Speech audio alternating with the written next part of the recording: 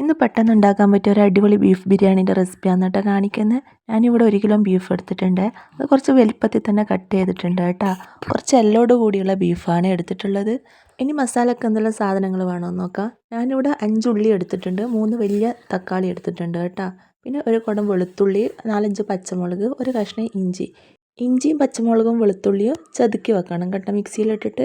പിന്നെ നമ്മൾ കട്ട് ചെയ്ത് വെച്ച തക്കാളിയും ഉള്ളിയും നമ്മൾ ചതുക്കി വെച്ച ഇഞ്ചിയും വെളുത്തുള്ളിയും പാകത്തിന് ഉപ്പും കുറച്ച് മഞ്ഞൾപ്പൊടിയും ഇട്ടിട്ട് കൈ വെച്ചിട്ട് നല്ലപോലെ കുഴച്ചെടുക്കണം കേട്ടോ. എന്നാലും ഉപ്പ് എല്ലായിടത്തും പിടിക്കും, ഇറച്ചിയുടെ എല്ലാവരുടെയും മസാല നല്ലപോലെ പിടിക്കണേ. ഇനി അത് ഒരു കുക്കറിലേക്ക് മാറ്റണം. ഇനി നമ്മളില്ലേ ഒരു തുള്ളി പോലും എണ്ണ ഉപയോഗിക്കുന്നില്ല കേട്ടോ. എണ്ണ ഉപയോഗിക്കാണ്ടാക്കുന്ന മസാലയാണ്, പക്ഷെ രുചിക്കൊരു കുറവൊന്നുമില്ല കേട്ടോ. അപ്പോഴത്തേക്ക് നമുക്ക് റൈസിൻ്റെ പരിപാടി നോക്കാം കേട്ടോ. ഇന്ന് ഞാൻ വിറകടുപ്പിലാണ് കേട്ടോ റൈസ് വെക്കുന്നത്. നല്ല അടിപൊളി ടേസ്റ്റാണ് കേട്ടോ. ഗ്യാസ് അടുപ്പിൽ വെക്കുന്നതിനേക്കാളും നല്ലത് വിറകടുപ്പിൽ വെക്കുന്നത് തന്നെയാണ് കേട്ടോ. ഞാൻ ഈ സ്പൈസസ് മാത്രം മൂപ്പിച്ചെടുക്കാൻ കുറച്ച് ഓയിൽ മാത്രം ഒഴിച്ചിട്ടുണ്ട്. വേറെ നെയ്യോ കാര്യമോ ഒന്നും ഉപയോഗിക്കുന്നില്ല കേട്ടോ. ഞാനിപ്പോൾ ഇവിടെ എടുത്തിട്ടുള്ളത് 2 കപ്പ് അരിക്ക് 3 കപ്പ് വെള്ളമാണ് കേട്ടോ എടുത്തിട്ടുള്ളത്. പാകത്തിന് ഉപ്പ് ഇട്ട് കൊടുക്കണം. ഒരു ചെറുനാരകൻ്റെ പകുതി നീര് ഒഴിച്ച് കൊടുക്കണേ. റൈസിന് വേണ്ടിയിട്ട് ജീരകശാല അരിയാണ് ഉപയോഗിക്കുന്നത്. അപ്പോൾ അത് കഴുകി ഊറ്റിയിട്ട് മാറ്റി വെക്കണേ. വെള്ളം നല്ലപോലെ തിളക്കുന്ന സമയത്ത് നമ്മൾ മാറ്റി വെച്ച റൈസ് ഇട്ട് കൊടുക്കുക. എന്നിട്ട് നല്ലപോലെ ഒന്ന് ഇളക്കി ഒന്ന് ഉപ്പൊക്കെ കണക്കാണോ നോക്കണം. ഈ സമയത്ത് ഉപ്പൊക്കെ കണക്കില്ലെങ്കിൽ കുറച്ചും കൂടി ഒന്ന് ഇട്ട് കൊടുക്കണേ. ഇടയ്ക്കിടയ്ക്കൊന്ന് തുറന്നിട്ട് ഇളക്കി കൊടുക്കണം കേട്ടോ. വിറകടുപ്പായതുകൊണ്ട് ഇടയ്ക്ക് അടിക്ക് പിടിച്ചു പോകാൻ സാധ്യതയുണ്ട്. ഇനി നമുക്ക് മസാല എന്തായെന്ന് നോക്കാം കേട്ടോ. നല്ലപോലെ വെന്തിട്ടുണ്ട് കേട്ടോ. ബീഫെല്ലാം മസാലയൊക്കെ നല്ല സെറ്റായിട്ട് വന്നിട്ടുണ്ട് കേട്ടോ.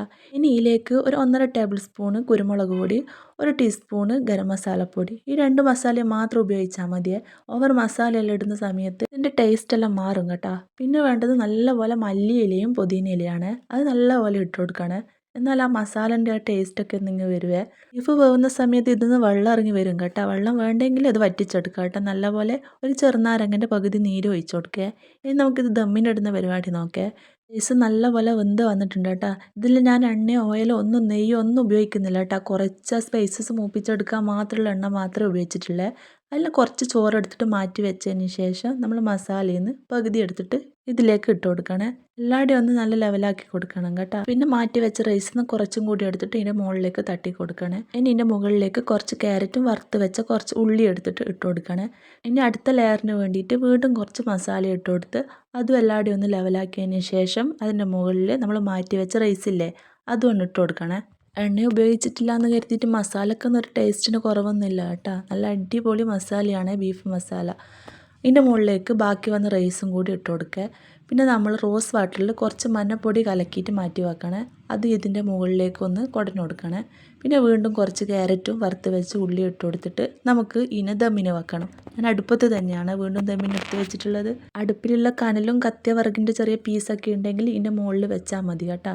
ഒരു 10-15 മിനിറ്റിന് ശേഷം നമുക്ക് തുറന്ന് നോക്കാം. കണ്ടോ, നല്ല അടിപൊളി ബീഫ് ബിരിയാണി റെഡി ആയിട്ടുണ്ട്. നമ്മൾ ഹോട്ടലിൽ നിന്നെല്ലാം കഴിക്കുന്നില്ലേ, കല്യാണ വീടുകളിൽ നിന്നും ഹോട്ടലിൽ നിന്നെല്ലാം കഴിക്കുന്ന അതേ ബീഫ് ബിരിയാണീൻ്റെ ടേസ്റ്റാണ് കേട്ടോ. എല്ലാവരും ഒന്ന് ഉണ്ടാക്കി നോക്കണേ.